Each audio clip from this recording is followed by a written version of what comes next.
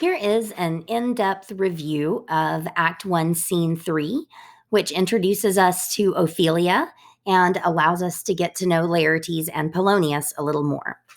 So, in the background PowerPoint that you watched the other day, you saw that Ophelia she loves Hamlet, and Hamlet, at least at one point, loved her. And so they have had a past, they have had history, which we find out about in this scene. And she is a little bit younger than him. She's probably about 16. Laertes is Hamlet's age, so they're about 20. And Ophelia has not had a mother. Her brother and her father have been her life. They have been the central figures in her life, which this scene also kind of establishes. So in this scene, Laertes is saying goodbye to Ophelia because he is headed to college. He's headed back to college.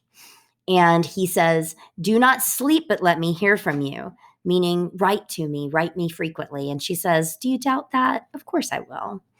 And then he says, "As for Hamlet and the trifling of his favor, hold it a fashion, a toy in blood."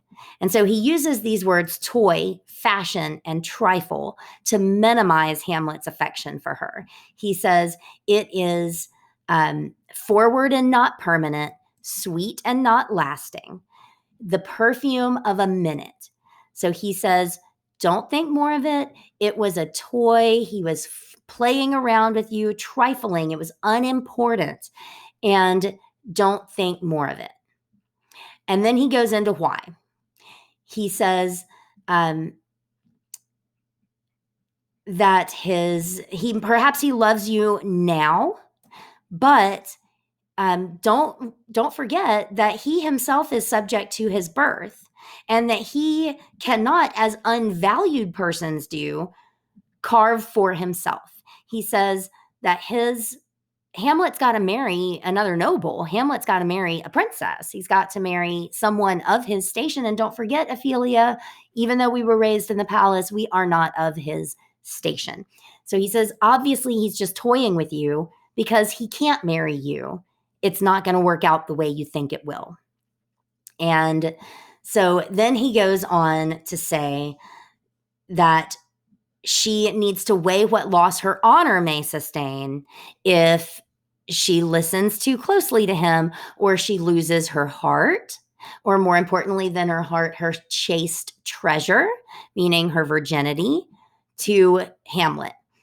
He says, overmaster this, dear sister. Fear what he will do to you. Keep him out of danger of desire. And then he goes on with these metaphors. The chariest maid is prodigal enough that if she unmask her beauty to the moon, that virtue will not escape those sinful strokes. And so beware, beware, beware, he tells her over and over again. And then she, quite wittily, throws back at him, I will keep your good advice, but do not be hypocritical. She says, do not, as some ungracious pastors do, show me the steep and thorny way to heaven, meaning all the difficult things I have to do to be virtuous. Meanwhile, you, like a reckless libertine, go take the primrose path of dalliance, meaning that you then take the fun and easy way to sin while sending me the difficult way to virtue. So basically, follow your own advice too, then, while you're off at college. That's a cute little exchange between brother and sister. He cares about her very much. He's being very protective of her. And although sometimes people do accuse him of loving her a little too much, I see it more as a protective big brother. And so now enter Polonius. And Polonius is, of course, a blowhard. He talks a whole lot, and he's very comical, and I love some of his speeches. This one in particular is famous for the advice that is given in here. And several of them you have probably heard before, such as neither a borrower nor a lender be.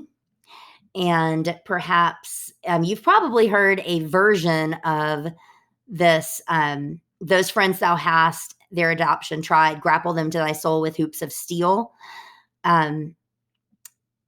This is similar to the Girl Scout motto, the make new friends, but keep the old. One is silver and the other's gold. It's very similar to that. I'm not going to go through this one in great detail because that is your job today, is to go through each piece of advice he offers to Laertes and translate it into a modern version of the same speech. It's almost like a graduation speech in that it just piles advice on top of advice.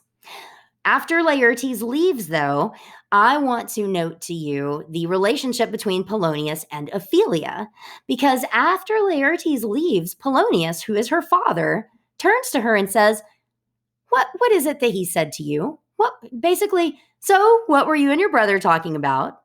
And Ophelia, a 16-year-old girl, turns to her father and says, Oh, we were just talking about Lord Hamlet.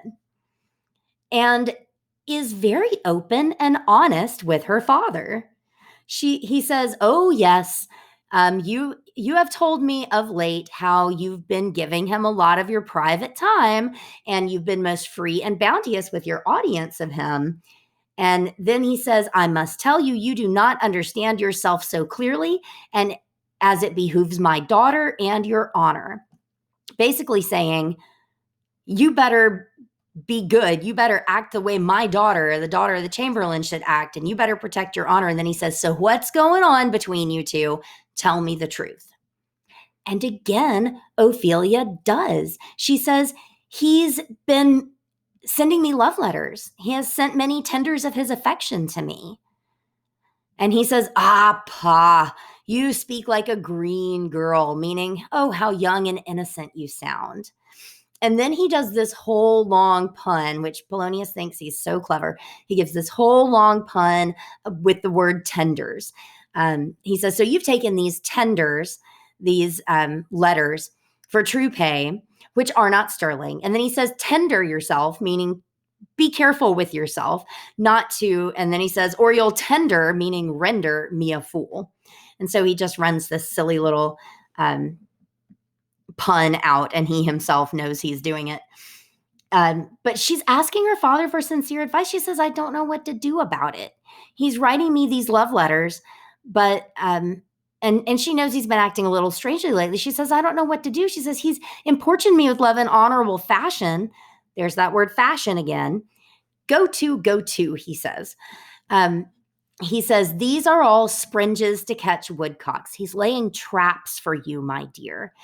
And he says, These blazes, daughter, give more light than heat. He's talking about passion here. He says, This passion, even in their promise making, you must not take for true fire. So, very similar to what Laertes just said. He says, Don't trust a young man's passion to result in promises. And he goes on as well to say, don't believe his vows, and be scanter of your maiden presence. So she asks for advice. He says, Quit spending so much time with him. Don't talk to him so often. And so then he says, in plain terms, from this time forth, do not slander any moment's leisure or give any words or talk to the Lord Hamlet. And she says, I shall obey, my lord. And so we can talk some about, if I were there, we would talk some about whether or not we believe her in this moment. Students always want to think she's being sarcastic, or that she is dissembling, that she's lying to her father, that she's saying, Yes, sir, I will obey, while knowing in her heart that she plans to disobey. But we have to use the text to be our evidence. And so far, she has been nothing but open and honest with her father. He said, What were you talking about with your brother? She told him. He said, What's going on with you and Hamlet? She told him. He says, Do you believe him? And she says, I'm not sure what I should think. She's being very vulnerable with her father here and being quite true. She asked him what to do. And when he says, If I were you, I'd quit talking to him, she says, Okay, that's what I'll do. And so this is our introduction to Ophelia and the relationship she has with her brother and with her father. And we will see her again in Act 2.